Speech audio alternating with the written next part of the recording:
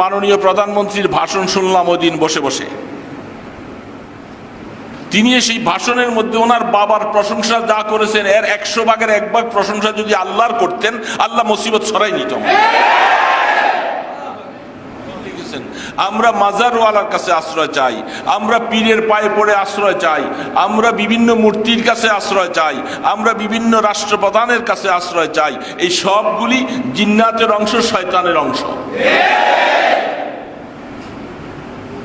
মানুষের ইয়াকিন মজবুত করার জন্য ওই জমানায় আয়াত নাজিল করে এই আয়াতের সাথে আমাদের অবস্থা সম্পর্ক মিলাতে হবে। আমরা কোথায় ফানা চাচ্ছি, আমাদের ফানা চাওয়ার, আমাদের আশ্রয় চাওয়ার কাইফিয়তটা কি পরিস্থিতি আমরা আল্লাহ পাকের কাছে আশ্রয় চাচ্ছি। প্রত্যেক ধর্মাবলম্বী তার উচিত, যদিও ধর্মাবলম্বী বলতেছি এটা বর্তমান নয়, জামানার সিচুয়েশন হিসাবে, কারণ ধর্ম বলতে তো কিছুই নাই, ধর্ম তো একমাত্র দিন আল্লাহ। এখন এরা ধর্ম নামে এই সমাজে নিজকে নিজে পরিচয় দিচ্ছেন। আমার আল্লাহ কি তাদের এই ধর্মের উপরে রাজি? কোনো অবস্থাতে রাজি না। তো এটা নিশ্চিত আমাদের মুসলমানরা আমাদেরকে বুঝতে হবে যে আমার আল্লাহ একমাত্র ধর্ম মনোনয়ন করেছেন ইসলামকে, আর ইসলামের ছায়াতলে আল্লাহ পাক আমাদেরকে আনছেন। এখন আমাদের ইমানের হালাতটা কোথায়, কতটুকু, আমরা কোন অবস্থায় আছি? যেহেতু বিভিন্নভাবে আমাদের অবস্থা আমরা অবজারভেশন করে করে আমরা দেখতে পাচ্ছি যে মূল ঘটনা কোথায়। আমাদের মাননীয় প্রধানমন্ত্রীর ভাষণ শুনলাম ওই দিন বসে বসে, প্রায় 25 মিনিট তিনি ভাষণ দিলেন। তিনি সেই ভাষণের মধ্যে ওনার বাবার প্রশংসা যা করেছেন এর 100 ভাগের 1 ভাগ প্রশংসা যদি আল্লাহর করতেন, আল্লাহ মুসিবত সরাই নিত।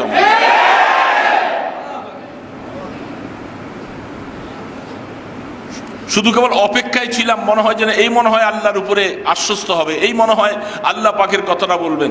25 মিনিট ভাষণের পরে সর্বশেষ যে বলছেন, এই অবস্থার থেকে আমরা উত্তরণ হব ইনশাআল্লাহ।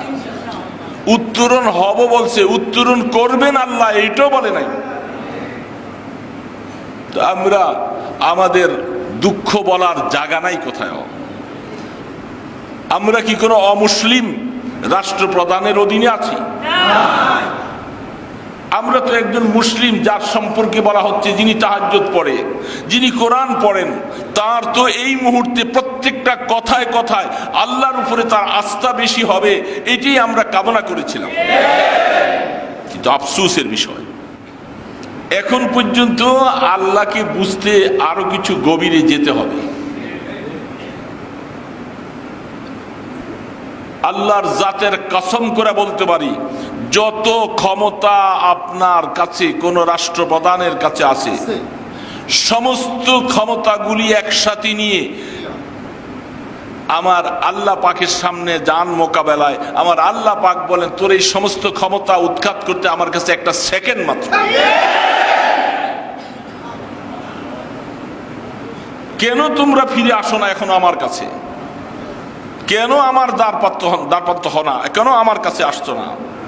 পুরা জাতিকে তার বলা উচিত ছিল ভাষণের মধ্যে, আসুন দেশবাসী, আমরা সকলে মিলে কায় মনোবাক্যে আল্লাহ পাকের কাছে তাওবা করে আমাদের গুনার ব্যাপারে আমরা আল্লাহ পাকের নৈকট্য, আল্লাহ পাকের শরণাপন্ন হই, আল্লাহ পাকের কাছে তাওবা করে আমরা গুনাহ মাফ চাই।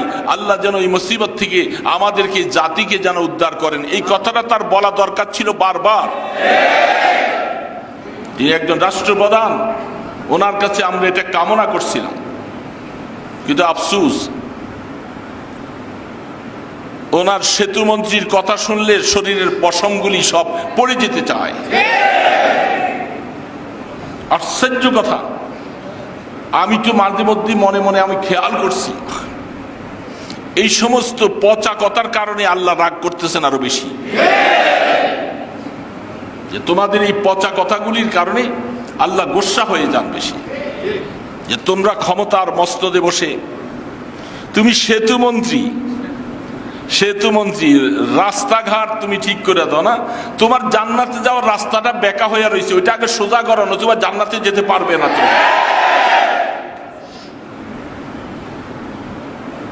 তুমি মানুষ কি পার করবে সেতু দিয়া? মানুষের গাড়ি কি পার করবে? তোমার গাড়ি তো আটকা পড়ে যাচ্ছে। তুমি যে সমস্ত ভাষা বলছো, আমার আল্লাহ না করুক তোমার ভাষাগুলি নাস্তিকের মতো ভাষা। কি ভাষা? কি মনে করেছো আমার আল্লাহ পাক কি এখনো বুঝতে পারো নাই? আমার আল্লাহ একটা সেকেন্ডের ভিতরে সব ধূলিসাৎ করে দিতে পারে। তোমরা কি সেই কথা ভুলে গেলা? ইজাস সামাউন ফাতারাত ওয়া ইযাল কাওয়াকিবু ইনতাসারাত ওয়া ইযাল বিহারু ফুজ্জিরাত ওয়া ইযাল কুবুরু বু'সিরাত। আমার আল্লাহ কিয়ামতের আলামতগুলি বলছেন, আসমানটা যখন চৌচির হয়ে ঠাস ঠাস করে ভেঙে চূর্ণ বিচূর্ণ হয়ে যাবে, পাহাড়গুলি দুলার মতো উঠতে থাকবে, সমুদ্রগুলি সব শুকিয়ে যাবে, সেই কথা কি ভুলে গেছো? আমার আল্লাহ পাকের শক্তির কাছে এত বড় বাহাদুরি কথা কেমন করে বলো? কুল্লু ইনাইন ইয়াতারাশাউ বিমা ফি, প্রত্যেকটা পাত্রের মধ্যে যা থাকে ঢালতে গেলে সেটাই পড়ে। ভিতরে আছে পানি, ঢালতে গেলে তেল পড়বে। এদের ভিতরে আসলে আল্লাহ পাকের সাথে ভালোবাসা মহব্বত কম। এরা নাস্তিকতাবাদীর সাথে চলতে চলতে তাদের ভিতর থেকে ওইটাই বাইর হচ্ছে। আশা করছিলাম আমাদের মাননীয় প্রধানমন্ত্রীর ভাষণে এই জাতি খুশি হয়ে যাবে। বর্তমান প্রেক্ষাপটে উনি শুধু ওনার বাবার গুণগানে গাচ্ছে। আর উনি তো আছে মুসিবত থেকে বাঁচতে হলে এই মুহূর্তে বাবাই বাঁচাইতে পারবে না, বাঁচাবে একমাত্র আমার আল্লাহ। এই জন্য উচিত বারবার করে জাতিকে, যেহেতু তিনি জাতির কর্ণধার, তার একটা কথা পুরা জাতি গ্রহণ করবে। জাতিকে অনুরোধ করে বলতে যে আপনারা প্রত্যেকে চোখের পানি ছেড়ে আল্লাহর কাছে কাঁদেন। একটা ইটালীয় প্রেসিডেন্ট যদি বলতে পারে যে আমাদের ক্ষমতা সব শেষ, এবার আসমানের দিকে দেখাইছে। আর আমরা মুসলমান রাষ্ট্রপতি পাইয়া উনি আমাদেরকে ভাষণের মধ্যে কিছু দিতে পারলেন না। এইভাবে দেশটা এখন চতুর্দিকে বন্ধ হয়ে গেছে। আল্লাহ পাক যাদেরকে সচ্ছল রাখছেন এরা তো বাজার থেকে কিছু কিনে আনতে পারে। যে লোকটা দিন মজুর, যে লোকটা রিক্সাওয়ালা, সে সারাদিন রিক্সা পাইয়া যা পায় এটাই তার বাল বাচ্চা নিয়ে খাওয়ার একটা ব্যবস্থা, তার ভিন্ন কোনো উপায় নাই। এখন সেও বাইর হতে পারছে না, তার বাচ্চাগুলি কি অবস্থা? তখন সেই কথাটা আমার মনে পড়ে যায় সে খলিফাতুল মুসলিমিন ওমরে ফারুক রাদিয়াল্লাহু তাআলা আনহুর ওই দিনের কথাটা মনে পড়ে যায় যে খলিফাতুল মুসলিমিন রাত্রি গোপনে তিনি ঘুরে ঘুরে দেখছিলেন, আর মা বাচ্চাগুলাকে নিয়ে কাঁদতেছে, বাচ্চারা মা মা বলে চিৎকার করতেছে, তিনি পাশে দাঁড়াইয়া দেখতেছেন, মহিলা বলতেছেন আহা আমি আল্লাহ পাকের কাছে কিয়ামতের ময়দানে খলিফাতুল মুসলিমিনের বিরুদ্ধে মামলা দিব যে আমার স্বামীটা ওহুদের যুদ্ধে শহীদ হয়ে যায়, এতিম বাচ্চাগুলি রেখে যায়, আজকে তাদেরকে আমি অন্ন দিতে পারি না, পাথর জাল দিতেছে মহিলা বাচ্চাগুলি। এইটা দেখে দেখে মনে করতেছে মনে হয় আমাদের খাবারের ব্যবস্থা হচ্ছে, আসলে তো পাথর আর পানি। আমি কিয়ামতের ময়দানে ওমরের গলায় রশি লাগাই আল্লাহ পাকের কাঠগড়া বিচার দিব। এই কথাটা খলিফাতুল মুসলিমিন পাশে শুনছে, শুনে দৌড়ে আসছে, দৌড়ে আইসা তাড়াতাড়ি করে বাইতুল মালের গোডাউন চাবি খুলে খাদেমদেরকে নিয়ে তাড়াতাড়ি বলছে জলদি আটা লো, জব লো, তোল লো, সবকিছু লো, সামান করে বলে বোঝাটা আমার মাথায় উঠাও। খাদেম বলতেছে খলিফাতুল মুসলিম আপনি কি বলতেছেন? বলে না, মাথাটা আমার মাথায় দাও বোঝাটা, কারণ কিয়ামতের ময়দানে তোমার গলায় রশি লাগাবে না। ওই মহিলা যে কথা বলছে আমার গলায় রশি লাগানো হবে, আমি খলিফাতুল মুসলিমিন,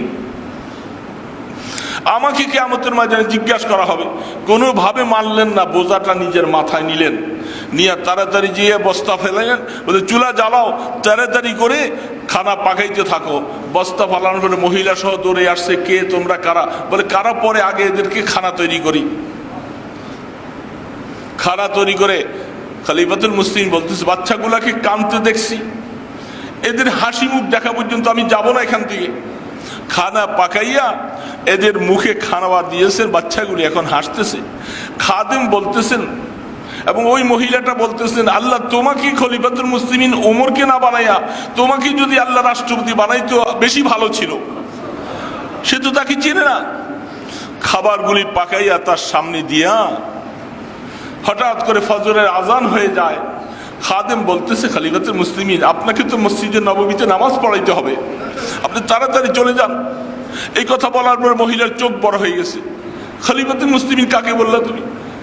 মা তুমি জানো না, এই তো খলিফাতুল মুসলিমিন ওমরে ফারুক। সে রাত্রির অন্ধকারে তোমার বাচ্চাগুলার কান্না দেখেছে, তুই কান্না দেখে সে দৌড়ে যায় নিজে ব্যবস্থা করছে। তখন খলিফাতুল মুসলিমিন তো চলে নামাজে চলে গেলেন। ফজরের পরে বলছেন, মুসল্লি ভাইয়েরা কেউ যাবেন না, সকলে বসেন। খাদেমকে পাঠিয়েছে, যাও ওই মহিলা বাচ্চা সহ তাকে নিয়ে আসো। মহিলা এখন ভয়ে থরথর করে কাঁপে। আমি যে কথাটা বলছিলাম এটা তো গোপনীয় বলছিলাম, এটা তার কানে চলে গেছে, আমাকে তো কঠিন শাস্তি বহাইতে হবে। খলিফাতুল মুসলিমিনের ওয়ার্ডার চলে গেলেন। যাওয়ার পরে মুসল্লিরা বসে আছে, সব রাস্তা ফাঁক করে দেন। মহিলা বোরকা পরিহিতা বলে তাকে আসতে দাও, সামনে মেম্বারের সামনে আসতে দাও। আসার পরে তিনি পাগড়িটা খুলে দিয়ে বলছেন, মা এই পাগড়িটা আমার গলায় বানলাম, তুমি আমাকে গলার মধ্যে কিয়ামতের ময়দানে আল্লাহ পাকের কাঠ ঘরায় ওই দিন আমাকে তুমি আসামি বানাইও না। এইখানে তুমি আমাকে মসজিদে নববীতে ঘুরাইয়া আমাকে দুনিয়ার পানিশমেন্ট এইখানে শেষ করে দাও। আমি কেন তোমার খোঁজ লইতে পারলাম না, এই জন্য আমি তোমার কাছে মাপ চাই। মহিলা সহ সমস্ত মুসল্লিরা হু হু করে কেঁদে চিৎকার করে দিয়ে বলছেন যে আমি ভুল বলে ফেলছি, আসলে আমার এই বাচ্চাগুলার কান্না দেখে সহ্য করতে পারি না। এই জন্য বলতেছিলাম যে বাবা এই রাষ্ট্রপতিরা লম্বা লম্বা আলোচনা করো না, এই জাতির কাছে অনুরোধ, আমরা দোয়া করতে কার্পণ্য করব না, যে যেইভাবে পারি মাওলার কাছে দোয়া করতে থাকবো। আর আমার যতটুকু আমাকে সেফ ভাবে চলা দরকার আমি চলবো, আর তাওয়াক্কুল ভরসা রাখবো একমাত্র আল্লাহর উপরে। আল্লাহ পাক আমার যদি এই রোগে যদি আমার মৃত্যু আল্লাহ লিখে রাখেন, কেউ ঠেকাইতে পারবে না।